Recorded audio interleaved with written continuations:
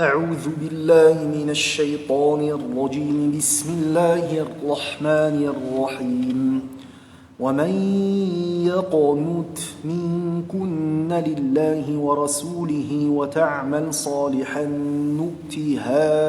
أجرها مرتين وأعتدنا لها رزقا كريما. يا نساء النبي لستن كأحد من النساء إن اتقيتن فلا تخضعن بالقول فيطمع الذي في قلبه مرض وقلن قولا معروفا وقرن في بيوتكن ولا تبرجن تبرج الجاهلية الأولى وأقمنا الصلاة وآتينا الزكاة وأطعنا الله ورسوله إنما يريد الله ليذهب عنكم الرجس أهل البيت ويطهركم تطهيرا. واذكرن ما يتلى في بيوتكن من آيات الله والحكمة إن الله كان لطيفا خبيرا. إن المسلمين والمسلمات والمؤمنين والمؤمنات والقانتين والقانتات والصادقين والصادقات والصابرين والصابرات والخاشعين والخاشعات والمتصدقين والمتصدقات والصائمين والصائمات والحافظين فروجهم والحافظات والذاكرين الله كثيرا والذاكرات أعد الله لهم مغفرة وأجرا عظيما. وما كان لمؤمن ولا مؤمنة إذا قضى الله ورسوله أمرا أن يكون لهم الخيرة من أمرهم ومن يعص الله ورسوله فقد ضل ضلالا مبينا. وإذ تقول للذي أنعم الله عليه وأنعمت عليه أمسك عليك زوجك واتق الله وتخفي في نفسك ما الله مبديه وتخشى الناس والله أحق أن تخشاه فلما قضى زيد منها وطرا زوجناكها لكي لا يكون على المؤمنين حرج في أزواج أدعيائهم إذا قضوا منهن وطرا وكان أمر الله مفعولا. ما كان على النبي من حرج فيما فرض الله له سنة الله في الذين خلوا من قبل وكان أمر الله قدرا مقدورا. الذين يبلغون رسالات الله ويخشونه ولا يخشون أحدا إلا الله وكفى بالله حسيبا.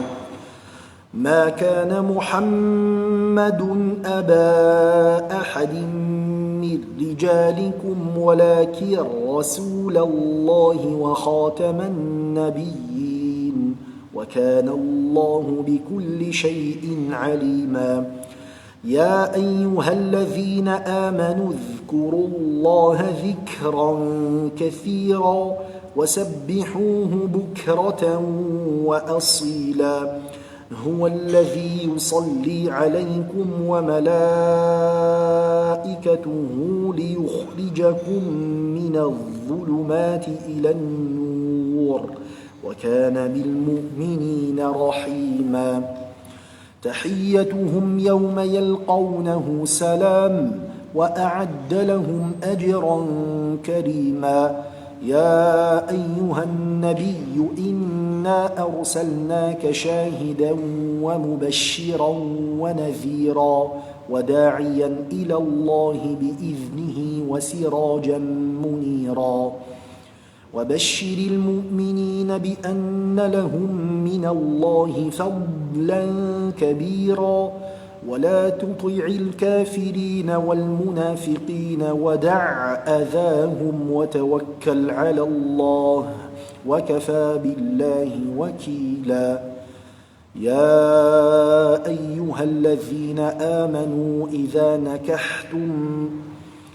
يا أيها الذين آمنوا إذا نكحتم المؤمنات ثم طلقتموهن من قبل أن تمسوهن فما لكم عليهن من عدة تعتدونها فمتعوهن وسرحوهن سراحا جميلا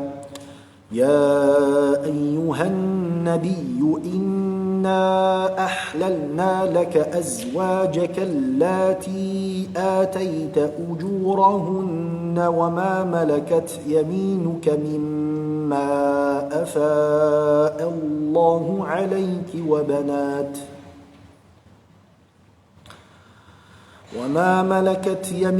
مما أفاء الله عليك وبنات عمك وبنات عماتك وبنات خالك وبنات خالاتك اللاتي هاجرن معك وامرأة مؤمنة إن وهبت نفسها للنبي إن أراد النبي أن يستنكحها خالصة لك من دون المؤمنين قد علمنا فما فرضنا عليهم في أزواجهم وما ملكت أيمانهم لكي لا يكون عليك حرج وكان الله غفورا رحيما ترجي من تشاء منهن وتؤوي إليك من تشاء ومن ابتغيت ممن عزلت فلا جناح عليك ذلك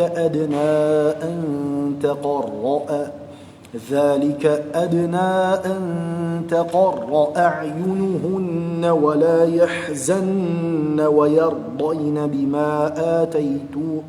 بما آتيتهن كلهن والله يعلم ما في قلوبكم وكان الله عليما حليما لا يحل لك النساء من بعد ولا أن تبدل بهن من أزواج ولو أعجبك حسنهن إلا ما ملكت يمينك وكان الله على كل شيء رقيبا يا أيها الذين آمنوا لا تدخلوا بيوت النبي إلا أن يؤذن لكم إلى طعام غير ناظرين إناه ولكن إذا دعيتم فادخلوا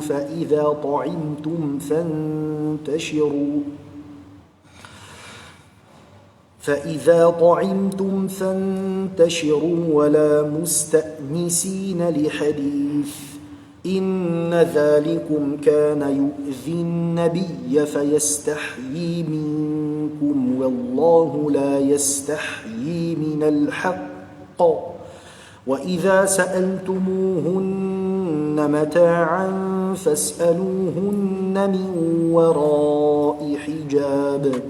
ذلكم أطهر لقلوبكم وقلوبهن وما كان لكم أن تؤذوا رسول الله ولا أن تنكحوا أزواجه من بعده أبدا إن ذلكم كان عند الله عظيما إن تبدوا شيئا أو تخفوه فإن الله كان بكل شيء عليما لا جناح عليهن في آبائهن ولا أبنائهن ولا إخوانهن ولا أبناء إخوانهن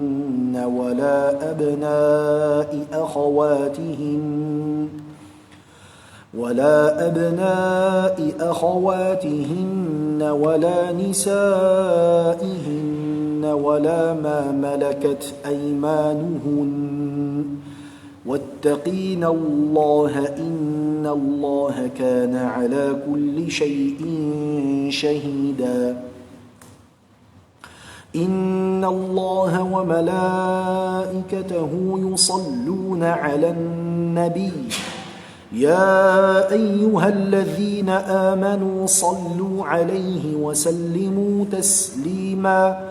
إن الذين يؤذون الله ورسوله لعنهم الله في الدنيا والآخرة وأعد لهم عذابا مهينا والذين يؤذون المؤمنين والمؤمنات بغير ما اكتسبوا فقد احتملوا بهتانا وإثما مبينا يا أيها النبي قل لأزواجك وبناتك ونساء المؤمنين يدنين عليهن من جلابيبهن ذلك أدنى أن يعرفن فلا يؤذين وكان الله غفورا رحيما لئن لم ينته المنافقون والذين في قلوبهم مرض والمرجفون في المدينة لنغرينك بهم ثم لا يجاورونك فيها إلا قليلا ملعونين أينما ثقفوا أخذوا وقتلوا تقتيلا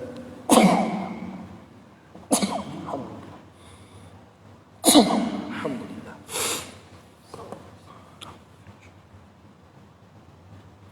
سنة الله في الذين خلوا من قبل ولن تجد لسنة الله تبديلا يسألك الناس عن الساعة قل إنما علمها عند الله وما يدريك لعل الساعة تكون قريبا إن الله لعن الكافرين وأعد لهم سعيرا إن الله لعن الكافرين وأعد لهم سعيرا خالدين فيها أبدا لا يجدون وليا ولا نصيرا يوم تقلب وجوههم في النار يقولون يا ليتنا أطعنا الله وأطعنا الرسولا وقالوا ربنا إنا أطعنا سادتنا وكبراءنا فأضلونا السبيلا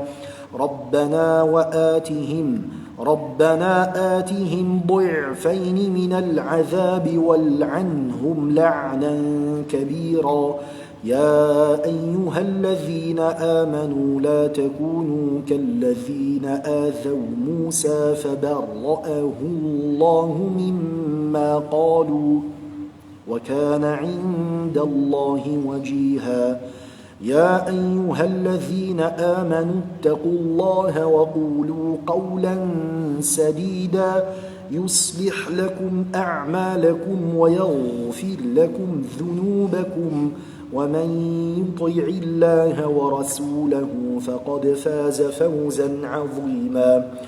إنا عرضنا الأمانة على السماوات والأرض والجبال فأبين أن يحملنها وأشفقن منها وحملها الإنسان الإنسان إنه كان ظلوما جهولا ليعذب الله المنافقين والمنافقات والمشركين والمشركات ويتوب الله على المؤمنين والمؤمنات وكان الله غفورا رحيما. بسم الله الرحمن الرحيم. الحمد لله الذي له ما في السماوات وما في الأرض وله الحمد في الآخرة وهو الحكيم الخبير. يعلم ما يلج في الأرض وما يخرج منها وما ينزل من السماء وما يعرج فيها وهو الرحيم الغفور. وقال الذين كفروا لا تأتينا الساعة قل بلى وربي لتأتينكم عالم الغيب لا يعزب عنه مثقال ذرة في السماوات ولا في الأرض ولا أصغر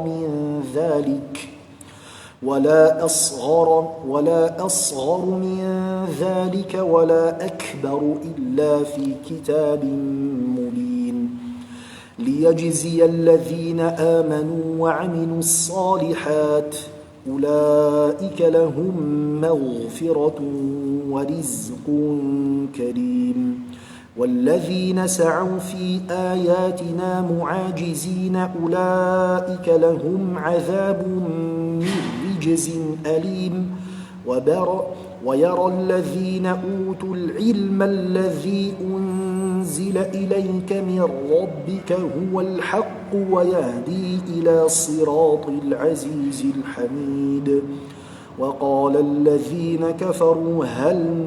هل ندلكم على رجل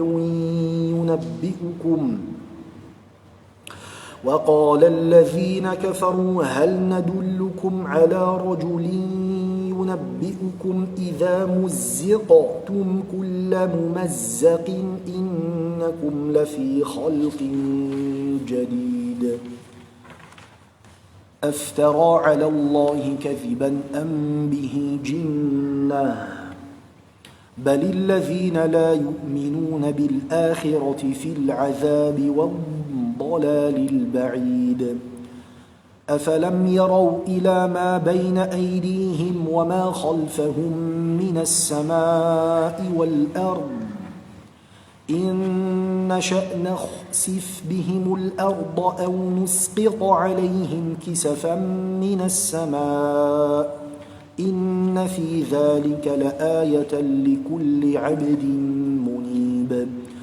ولقد آتينا داود منا فضلا يا جبال أوبي معه والطير وألنا له الحديد أن اعمل سابغات وقدر في السرد واعملوا صالحا إني بما تعملون بصير. ولسليمان الريح غدوها شهر ورواحها شهر وأسلنا له عين القطر ومن الجن من يعمل بين يديه بإذن ربه ومن يزغ منهم عن أمرنا نذقه من عذاب السعير. يعملون له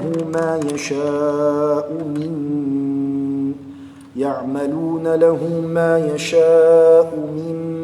محاريب وتماثيل وجفان كالجواب وقدور الراسيات. اعملوا آل داود شكرا وقليل من عبادي الشكور. فلما قضينا عليه الموت ما دلهم على موته إلا دابة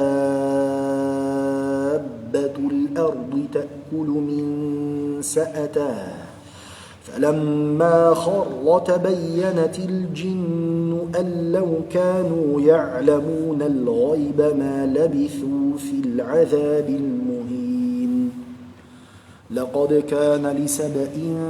في مسكنهم آية جنتان عن يمين وشمال كلوا من رزق ربكم واشكروا له بلدة طيبة ورب غفور. فأعرضوا فأرسلنا عليهم سيل العرم وبدلناهم بجنتيهم جنتين ذواتي أكل خمط وأثل وشيء من سدر قليل ذلك جزيناهم بما كفروا وهل نجازي إلا الكفور. وجعلنا بينهم وبين القرى التي باركنا فيها قرى ظاهرة وقدرنا فيها السير سيروا فيها ليالي وأياما آمنين. فقالوا ربنا باعد بين أسفارنا وظلموا أنفسهم فجعلناهم أحاديث ومزقناهم كل ممزق إن في ذلك لآيات لكل صبار شكور. ولقد صدق عليهم إبليس ظنه فاتبعوه إلا فريقا من المؤمنين وما كان له عليهم من سلطان إلا لنعلم من يؤمن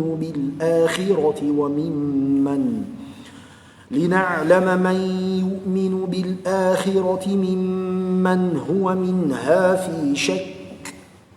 وربك على كل شيء حفيظ. قل ادعوا الذين زعمتم من دون الله لا يملكون مثقال ذرة في السماوات ولا في الأرض وما لهم فيهما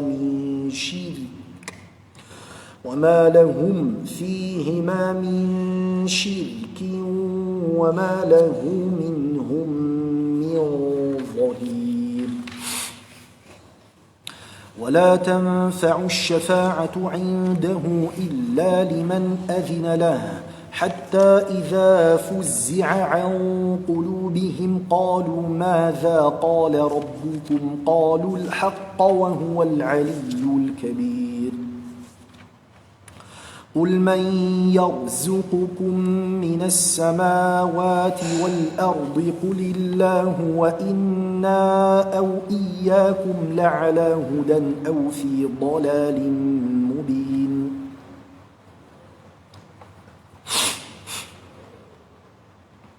قل لا تسألون عما أجرمنا ولا نسأل عما تعملون. قل يجمع بيننا ربنا ثم يفتح بيننا بالحق وهو الفتاح العليم.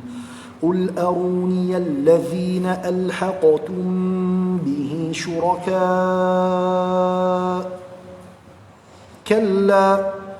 بل هو الله العزيز الحكيم. وما أرسلناك إلا كافة للناس بشيرا ونذيرا ولكن أكثر الناس لا يعلمون. ويقولون متى هذا الوعد إن كنتم صادقين. قل لكم ميعاد يوم لا تستأخرون عنه ساعة ولا تستقدمون. وقال الذين كفروا لن نؤمن بهذا القرآن ولا بالذي بين يديه ولو ترى إذ الظالمون موقوفون عند ربهم يرجع بعضهم إلى بعض القول يقول الذين استضعفوا يقول الذين استضعفوا للذين استكبروا لولا أنتم لكنا مؤمنين. قال الذين استكبروا للذين استضعفوا أنحن صددناكم عن الهدى بعد إذ جاءكم بل كنتم مجرمين. وقال الذين استضعفوا للذين استكبروا بل مكر الليل والنهار إذ تأمروننا أن نكفر بالله ونجعل له أندادا وأسروا الندامة لما رأوا العذاب وجعلنا الأغلال في أعناق الذين كفروا هل يجزون إلا ما كانوا يعملون. وما أرسلنا في قرية من نذير إلا قال مترفوها إنا بما أرسلتم به كافرون وقالوا نحن أكثر أموالا وأولادا وما نحن بمعذبين. قل إن ربي يبسط الرزق لمن يشاء ويقدر ولكن أكثر الناس لا يعلمون. وما أموالكم ولا أولادكم بالتي تقربكم عندنا زلفى إلا من آمن وعمل صالحا فأولئك لهم جزاء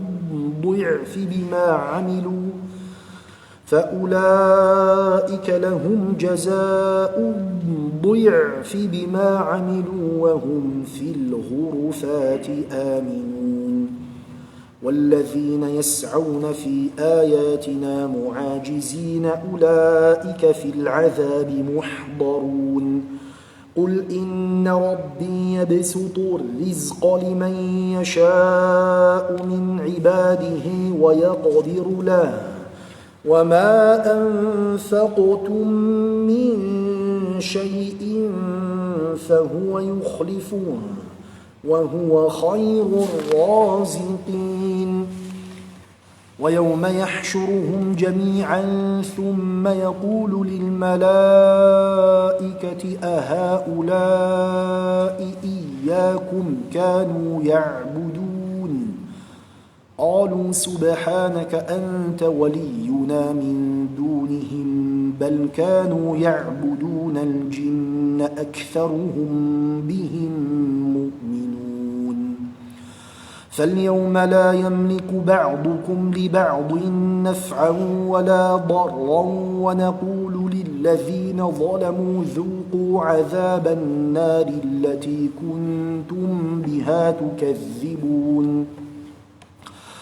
وإذا تتلى عليهم آياتنا بينات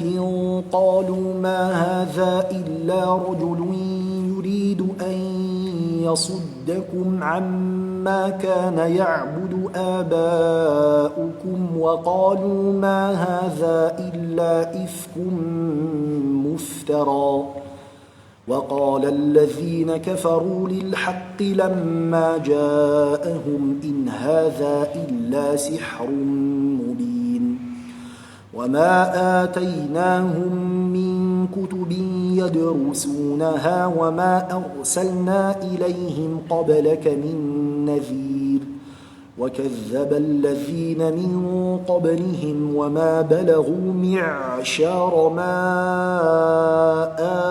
آتيناهم فكذبوا رسلي فكيف كان نكير.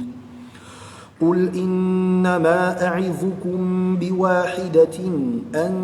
تقوموا لله مثنى وفرادا ثم تتفكروا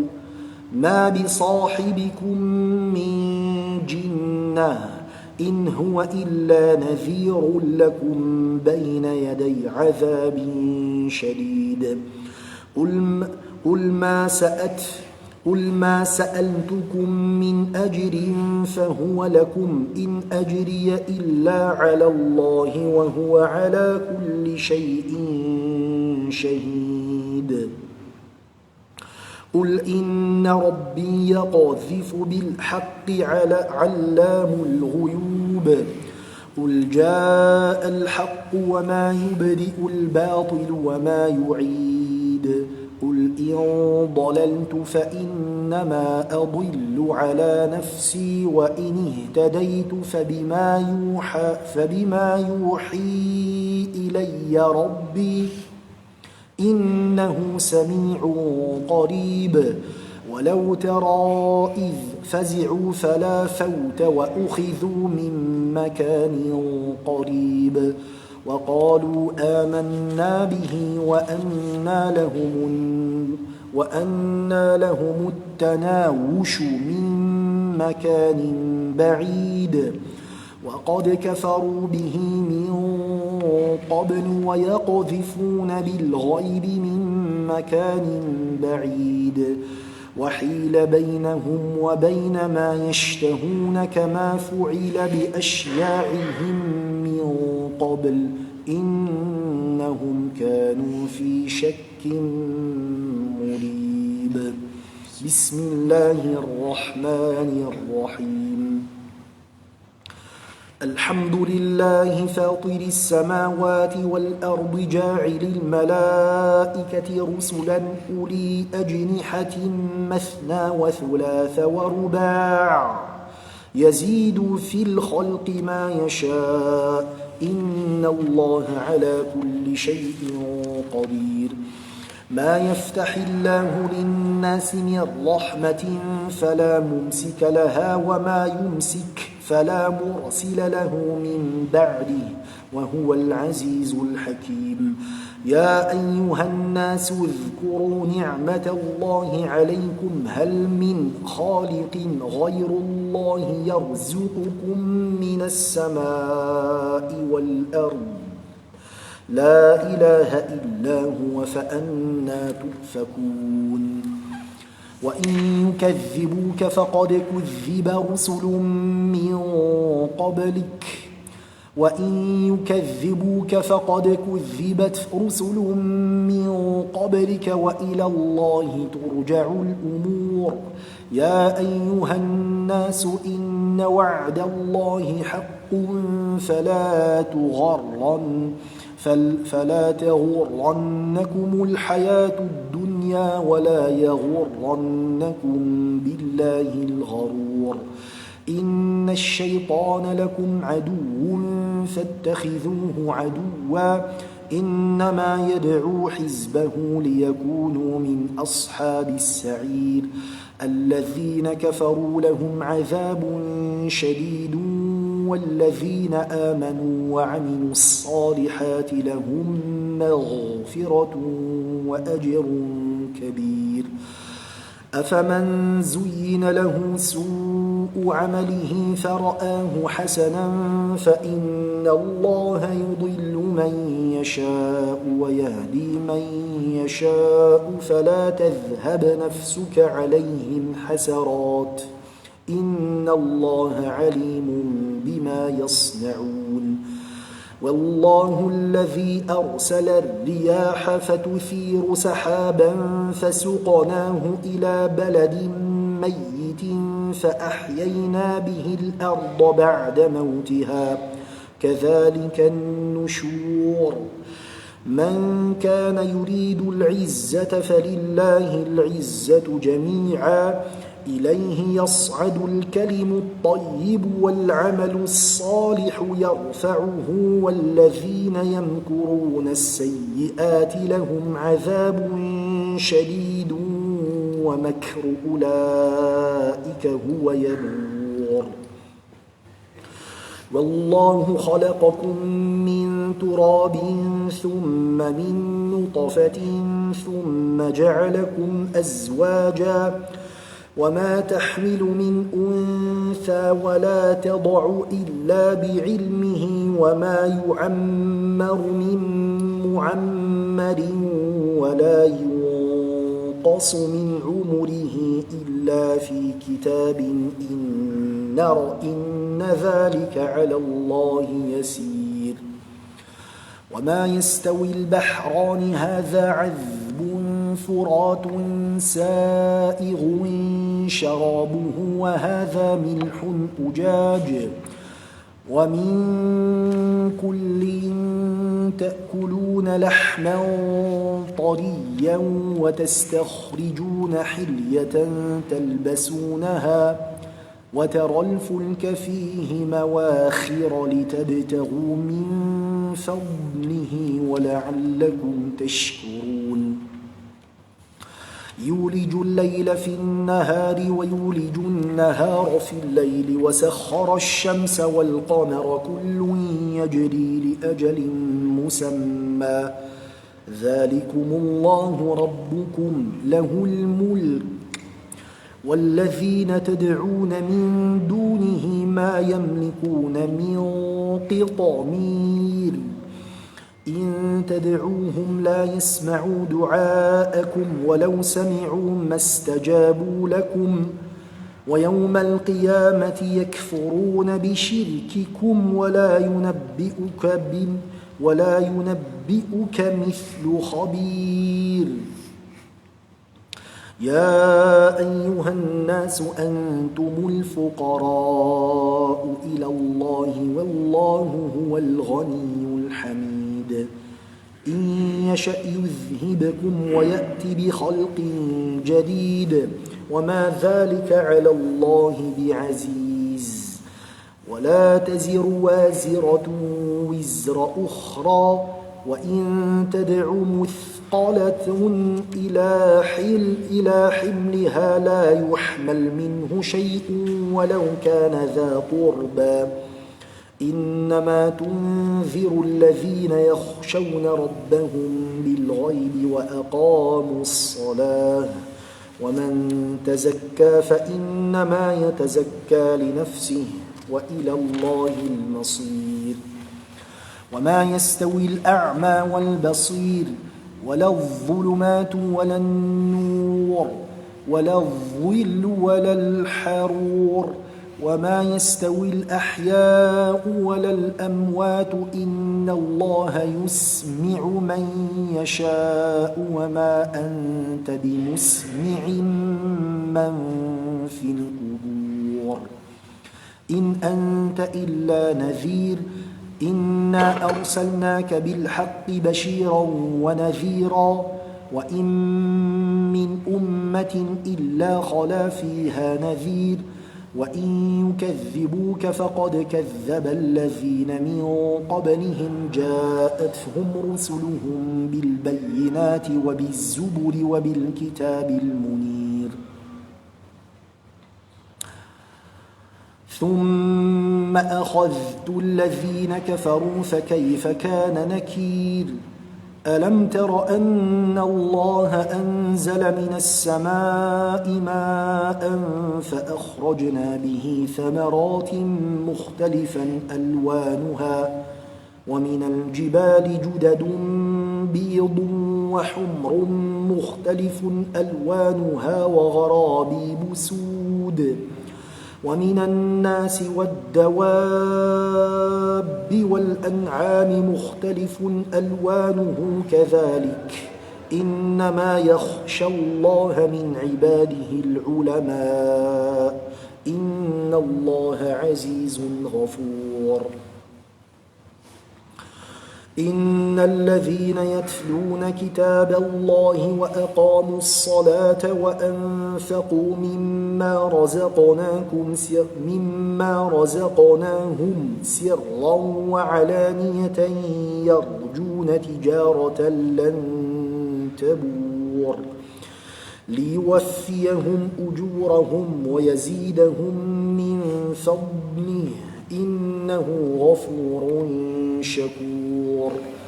والذي أوحينا إليك من الكتاب هو الحق مصدقا لما بين يديه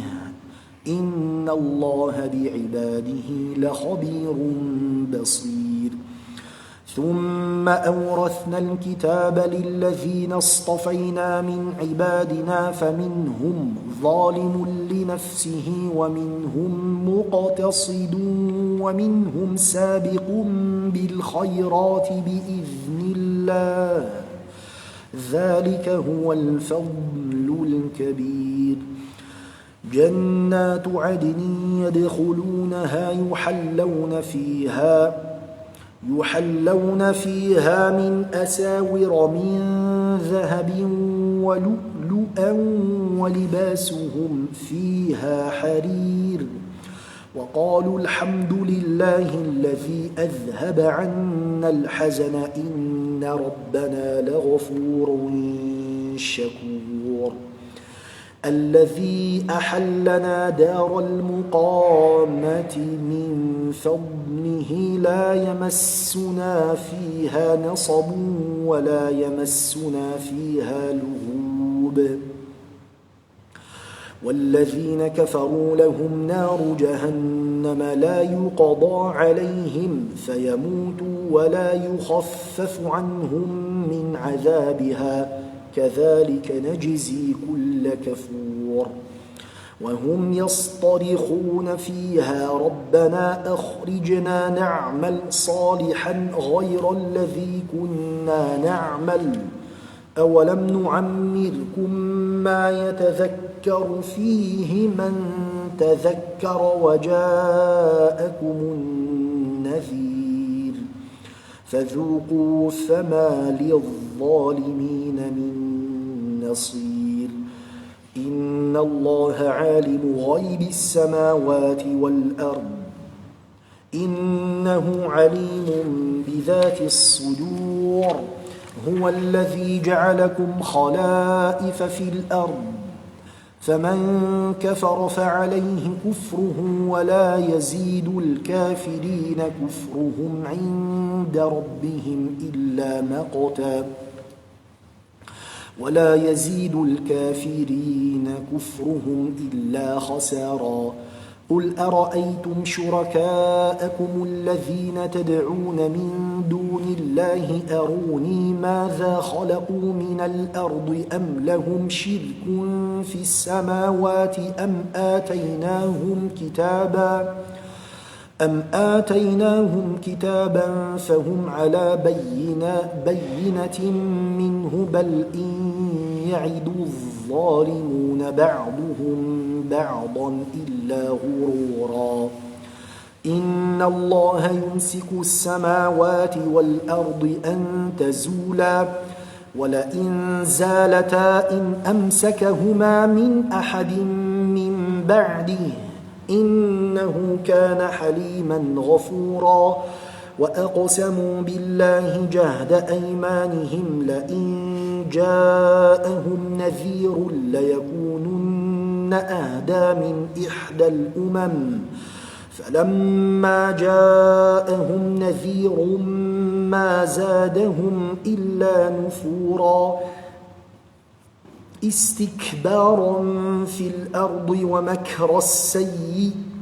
ولا يحق المكر السيء إلا بأهله ولا يحيق المكر السيء إلا بأهله فهل ينظرون إلا سنة الأولين فلن تجد لسنة الله تبديلا ولن تجد لسنة الله تحويلا أولم يسيروا في الأرض فينظروا كيف كان عاقبة الذين من قبلهم وكانوا أشد منهم قوة وما كان الله ليعجزه من شيء في السماوات ولا في الأرض إنه كان عليما قديرا ولو يؤاخذ الله الناس بما كسبوا ما ترك على ظهرها من دابة ولكن يؤخرهم إلى أجل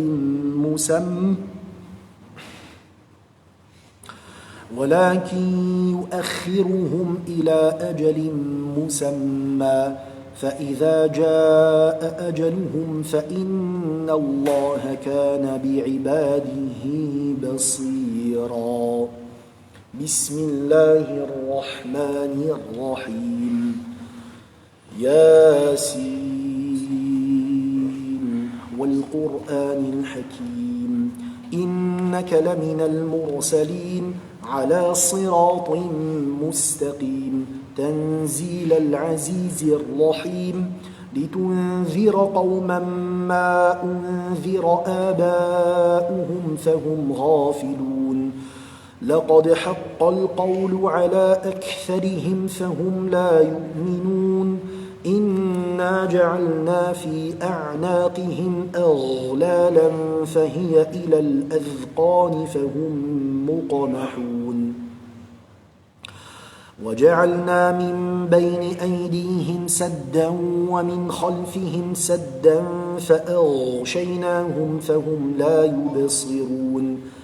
وسواء عليهم أأنذرتهم أم لم تنذرهم لا يؤمنون إنما تنذر من اتبع الذكر وخشي الرحمن بالغيب فبشره بمغفرة وأجر كريم. إنا نحن نحيي الموتى ونكتب ما قدموا وآثارهم وكل شيء أحصيناه في إمام مبين. واضرب لهم مثلا أصحاب القرية إذ جاءها المرسلون إذ أرسلنا إليهم 2 فكذبوهما فعززنا بثالث فقالوا إنا إليكم مرسلون قالوا ما أنتم إلا بشر مثلنا وما أنزل الرحمن من شيء إن أنتم إلا تكذبون قالوا ربنا يعلم إنا إليكم لمرسلون وما علينا إلا البلاغ المبين قالوا إنا تطيرنا بكم لئن لم تنتهوا لنرجمنكم وليمسنكم منا عذاب أليم قالوا طائركم معكم أئن ذكرتم بل أنتم قوم مسرفون وجاء من أقصى المدينة رجل يسعى قال يا قوم اتبعوا المرسلين اتبعوا من لا يسألكم